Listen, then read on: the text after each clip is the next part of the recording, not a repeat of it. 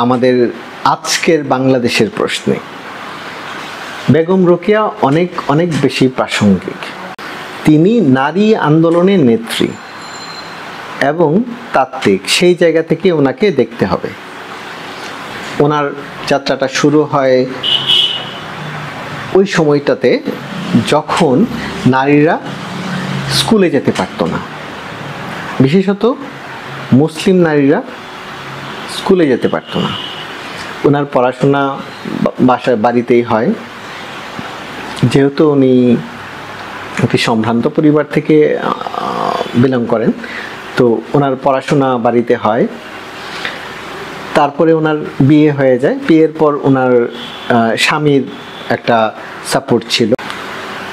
উনি কিন্তু তখন নারী শিক্ষার জন্য যে কাজ করেছেন, এই কাজটা করার আগে কিন্তু নিজে পড়াশোনা করেছেন এবং উনি বিদেশি পত্রিকাও পড়ার সুযোগ ওনার হয়েছে, ইংরেজি পড়ার সুযোগ হয়েছে, যে কারণে তিনি হয়তো বিশ্বের অন্যান্য যে নারীবাদী ধারাগুলো, সেই ধারাগুলোর সঙ্গেও ওনার একটা যোগসূত্র গড়ে উঠেছে।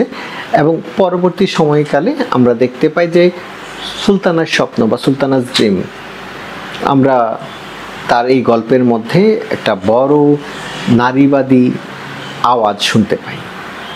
তিনি সেই আওয়াজের মধ্যে তার একটা রেডিক্যাল নারীবাদী ধারায় ওখানে উপস্থিত করেছেন, কিন্তু এই ধারাটি ছিল একভাবে পুরুষের প্রতি একটা বিদ্বেষও ছিল। এই জায়গা থেকে ওনারও আপডেট বলবো যে ওনার পরবর্তী সময়কালে উনি পরবর্তী লেখাগুলোতে উনি কিন্তু এই ধারাটিকে আরও বিকশিত করেছেন এবং পরবর্তী লেখাগুলোতে আমরা দেখি যে তার ওইখানে নারী পুরুষ সবার একটা মুক্তির জায়গা উনি খোঁজার চেষ্টা করেছেন। এবং উনি যখন বুঝতে পারলেন যে আসলে শুধুমাত্র এই জায়গা থেকে হবে না, কাজ করতে হবে, তখন তিনি বুঝতে পারলেন যে নারীদের জন্য যদি আমি কাজ করতে চাই, তাহলে প্রথমত তাদের শিক্ষিত করতে হবে। এই জায়গা থেকে শিক্ষার উপরে তিনি জোর দিয়েছেন, নারী শিক্ষার উপরে। এবং তিনি কিন্তু তখন নিজের কাজের মধ্য দিয়ে নিজেকে এস্টাবলিশ করতে পেরেছেন যে আসলে কোন দিকে এগোতে হবে। ৭১ পরবর্তী সময়কালে বাংলাদেশ পর্বে আমরা দেখেছি যে আসলে একভাবে নারীবাদী যেই ধারাগুলো পুরো বিশ্বে যেইভাবে বিকশিত হয়েছে, আমাদের এখানে সেভাবে বিকশিত হয়নি।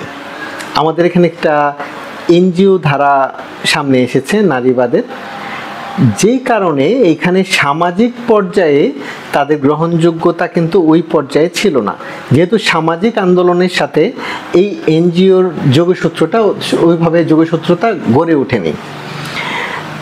এরপর আমরা দেখি যে ৮০-৯০-এর দশকে বিভিন্ন সংগঠন গড়ে উঠেছে ঠিকই, কিন্তু আসলে নারীবাদের বিভিন্ন ধারাও আমরা দেখতে পাই ক্ষীণ একটা পরিসরে, ছোট পরিসরে।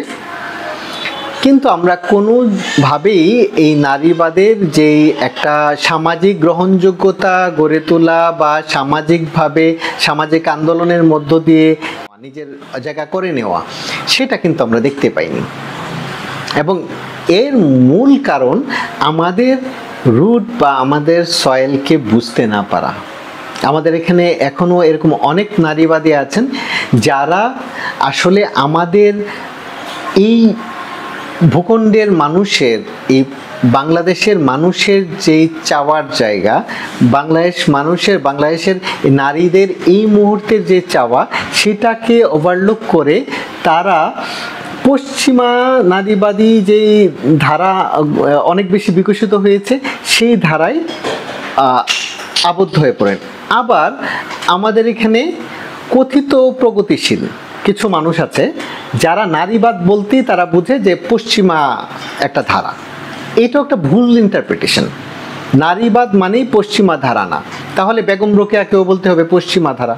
আমরা পরবর্তী সময়কালে দেখি যে পশ্চিমারা যেহেতু এগোতে পেরেছে, কেন এগোতে পেরেছে? কারণ ওইখানে একটা গণতান্ত্রিক ব্যবস্থা তারা কায়েম করতে পেরেছে, যেটা আমরা পারিনি। আমরা একটা ঔপনিবেশিকতায় আবদ্ধ হয়েছি, আমরা এখনো একটা মানসিকভাবে ঔপনিবেশিক ধারা নিজের মধ্যে বজায় রেখেছি, যে কারণে আমরা আসলে এই ঔপনিবেশিকতার বাইরে যেহেতু আসতে পারিনি, আমাদের গণতান্ত্রিক বিকাশ ঘটেনি, এবং এই নারীবাদের ধারাটাও আমরা আসলে গ্রহণ করতে পারিনি আমাদের মতো করে।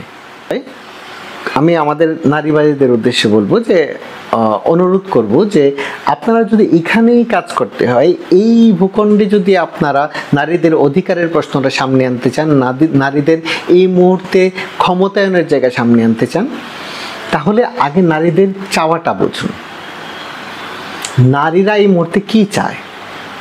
তারা কাজ করতে চায়, কাজে টিকে থাকতে চায়, কাজে টিকে থাকার জন্য যা যা প্রয়োজন সেটা চায়, এবং সেই সঙ্গে তার নিরাপত্তা চায়। এই কথাগুলো আগে সামনে আনতে হবে। এই নারীর নিরাপত্তা কি শুধুমাত্র আলাদাভাবে দেওয়া কোনো বিষয়? এই নারীর নিরাপত্তা মানে মানুষের নিরাপত্তা। একজন নারী নিরাপদ না মানে কোনো মানুষ নিরাপদ না। এই নারীর নিরাপত্তা আলাদাভাবে দেওয়ার কোনো বিষয় না। এইটা একটা সমাজের দিতেই হবে, বাধ্যতামূলক একটা বিষয়। এখানে আলাদাভাবে আমি তাকে দিলাম, বিষয়টা এরকম না। বা নারীর সম্পত্তির অধিকারের প্রশ্নটা যদি বলেন, এই সম্পত্তির অধিকার কি তাকে দেওয়ার বিষয়? পুরুষ যেমন পাবে, নারীও পাবে। এখানে আমরা একটা গণতান্ত্রিক ব্যবস্থা যদি কায়েম করতে পারি, তাহলে এই জিনিসগুলো সম্ভব। এবং এই গণতান্ত্রিক লড়াইটা শুধুমাত্র নারীর না, নারী পুরুষ সবার। একজন নারী যদি আবদ্ধ থাকেন এই শৃঙ্খলে, তাহলে একজন পুরুষও কিন্তু মুক্ত হতে পারেন না।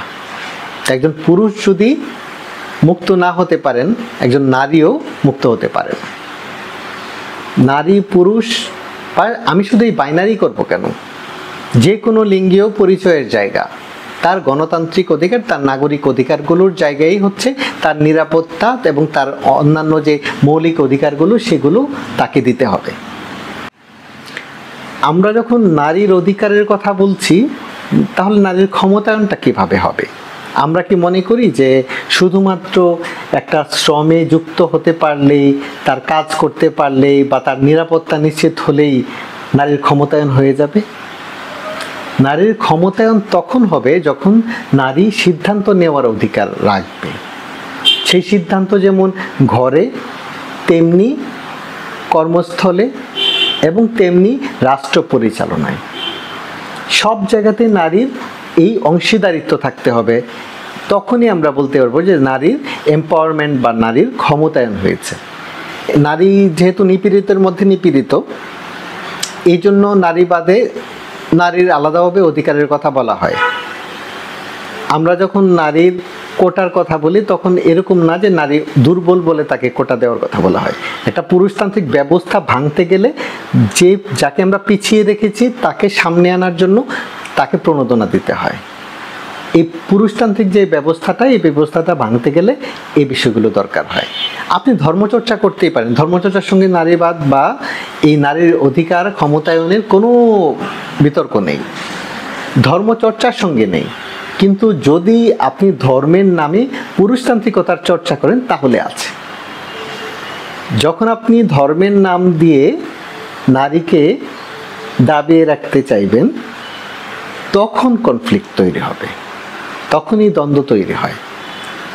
এটা ধর্মের সঙ্গে না, ওই চিন্তার সঙ্গে, যেই কট্টর চিন্তায় আমি পুরুষতান্ত্রিকতা ঢুকিয়ে তাকে ধর্মের নামে আটকে রাখতে চাই। এবং এই জায়গাতেই নারীবাদ আমাদের এখানে দরকার। নারীবাদ দরকার, কিন্তু সেই নারীবাদ, যেই নারীবাদ আমাদের এখানকার নারীদের কথা বলতে পারবে, তাদের সাধারণ নারীদের কথা বলতে পারবে। একজন শ্রমিক নারী, তার কি দরকার সেই কথাটা বলতে পারবে। ওই এলিটিজম দেখানোর নারীবাদী না। এই এলিটিজমের চর্চা দিয়ে আপনি এখানে নারীবাদকে এস্টাবলিশ করতে পারবেন না। এখানে এস্টাবলিশ করতে গেলে নারীবাদকে আপনার সাধারণ খেটে খাওয়া মানুষের কথা বলতে হবে, কীভাবে মিডল ক্লাসের কথা বলতে হবে, আপনার একই সঙ্গে একটা নারী শিক্ষার অধিকারের কথাও বলতে হবে। তবে আপনি প্রকৃত অর্থে নারীবাদের জায়গা থেকে আপনি মানুষের কথা বলতে পারবেন। এবং এই নারীবাদ আমাদের জন্য পজিটিভ। যেই নারীবাদ পুরুষতন্ত্রের বিরুদ্ধে, যেই নারীবাদ সাম্রাজ্যবাদ সম্প্রসারণবাদের বিরুদ্ধে, যেই নারীবাদ ঔপনিবেশিকতার বিরুদ্ধে, যেই ঔপনিবেশিকতা, যে পুরুষতান্ত্রিকতা আমাদের মাথায় আছে, এই নারী বিদ্বেষী যত আইন আছে সে সবগুলো আইন আমাদের বাতিল করার আওয়াজ আপনারা তুলুন। এবং একই সঙ্গে নারীদের, নারী বান্ধব যে আইনগুলো আছে সেইগুলোকে অ্যাক্টিভ করার ব্যবস্থা করুন। এই কথাগুলো আগে তুলুন। নারীদের যেই অধিকারগুলো নারীর প্রাপ্য, সেই অধিকারগুলো তাকে দেওয়ার জন্য যা যা করা দরকার সেই ফ্রেমওয়ার্কটা তৈরি করার জন্য একটা রূপরেখা আপনারা দিতে পারেন। আমাদের নারীবাদীরা যদি এই কাজগুলো করতে পারেন তাহলে আমি মনে করব যে আপনারা প্রকৃত অর্থেই নারী বান্ধব একটা সমাজের জন্য, নারীদের জন্য এবং যে কোনো লিঙ্গীয় পরিচয়ের জন্য আপনারা একটা ফ্রেমওয়ার্ক তৈরি করার দিকে এগুচ্ছেন। একটা প্রকৃত অর্থে গণতান্ত্রিক সমাজ ব্যবস্থার জন্য আপনারা কাজ করছেন। তখনই আপনাদের কাজটা আসলে সাফল্য পাবে। ধন্যবাদ।